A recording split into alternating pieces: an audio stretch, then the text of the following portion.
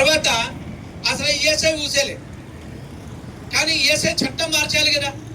ESI చట్టం మార్చకుండా ESI అసంఘటిత రంగ కార్మికులకు ఏ విధంగా నువ్వు ఇంప్లిమెంట్ చేస్తావు?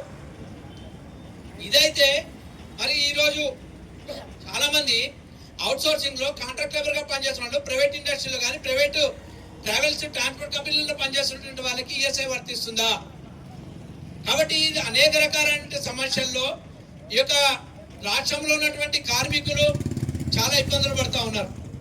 కాబట్టి ఈ యొక్క సమస్యల్ని బేస్ చేసుకుని ఏదైతే మనం ధర్నా చేస్తూ ఉన్నామో, ప్రధానంగా ఈ యొక్క ప్రైవేట్ రవాణా కార్మికుల సమస్యల విషయానికి వస్తే, కాంగ్రెస్ ప్రభుత్వము గత 3 సంవత్సరాల క్రితం ఎన్నికలు జరిగినప్పుడు వాళ్ళు ఏం ప్రకటించిందనంటే, మేము ఇచ్చిన హామీలు నెరవేరుస్తాం, మాకు ఉచిత హామీలు ఇచ్చారు. ఆటో డ్రైవర్లకు 12,000 ఏటా ఇస్తామని ఆ 12,000 రూపాయలు ఏ డ్రైవర్ అడగలే. మరి 12,000 రూపాయలు ఇస్తామని అంటే అందరూ పాపం ఆశపడి అందరూ ఓటేయడం జరిగింది. నువ్వు 12,000 రూపాయలు ఆటో డ్రైవర్కి ఇస్తామన్నావు, కానీ ఉచిత బస్సు ప్రయాణం మహిళలకు ఏదైతే పెట్టినావో ఆ ప్రయాణం వల్ల ఈరోజు నెలకి 20,000 ఆదాయం, రోజుకి 20,000, నెలకి 20,000 ఆదాయం కోల్పోతా ఉన్నారు. నెలకు సంవత్సరానికి 12,000 దేవుడారు.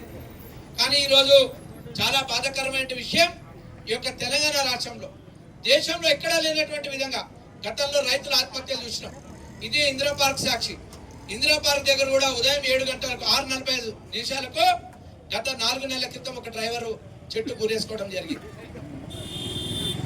200 మంది డ్రైవర్లు ఈ రోజు వరకు తెలంగాణలో కాంగ్రెస్ ప్రభుత్వం వచ్చిన తర్వాత చనిపోవడం జరిగింది. వాళ్ళ కుటుంబాలు ఏమైతాయి? కానీ ఈరోజు ఇక ప్రభుత్వం వాళ్ళ ఆర్టీసీ కూడా నష్టం వస్తుంది. ఆర్టీసీ ఎందుకు నష్టం వస్తుంది? ఫ్రీగా మహిళలకు నువ్వు ప్రయాణం ఇస్తే మహిళల యొక్క సమస్యల పరిష్కారం విషయంలో బీఎంఎస్ వ్యతిరేకం కాదు. కానీ ఉచిత హామీల వల్ల ఎవరికైనా ఉచిత హామీలు, ఆటో డ్రైవర్కి 12,000 కూడా నువ్వు ఎక్కడి నుంచి ఇస్తావు? ఎవరబ్బో సంబంధిస్తావు? ఎవరి జేబురాంతి దండుకుని ఇస్తావు? ఇక్కడ ఆటో డ్రైవర్ నష్టపోతాడు, ఆర్టీసీ కూడా నష్టపోతుంది. రాబోయేటువంటి కాలంలో ఆర్టీసీని ప్రైవేటీకరణ చేయడానికి ఇదొక ఆయుధంగా అవుతుంది అనేటువంటిది మనం గమనించాలి. కాబట్టి ఏదైతే ఉచిత హామీలు ఉన్నామన్నా మన తెలంగాణ రాష్ట్రంలో హైకోర్టు జడ్జి గారు చెప్పడం జరిగింది. ఉచిత హామీల వల్ల ఏం జరుగుతుంది అనేటువంటిది సోషల్ మీడియాలో బాగా వచ్చింది, మనం చూసాం. పుట్టిన బిడ్డ దగ్గర నుంచి చనిపోయేటువంటి వరకు కూడా మనిషికి ఉచిత హామీలు ఇస్తే వాడు ఎందుకు కష్టపడతాడు? కాబట్టి నువ్వు ఏవి సక్రమంగా వ్యవస్థ నడిపించేటువంటి లేకపోతే నీవు ప్రభుత్వము అధికారంలోకి రావడానికి రేవంత్ రెడ్డి గారు యొక్క కాంగ్రెస్ ఉచిత హామీలు ఇచ్చింది, కానీ ఉచిత హామీల వల్ల జనాలు చనిపోతున్నారు, కానీ ఎవరికి కూడా దాని లోపల ఈ యొక్క పైసా కూడా ఇచ్చి కూడా లబ్ధి దొరుకుతలేదు.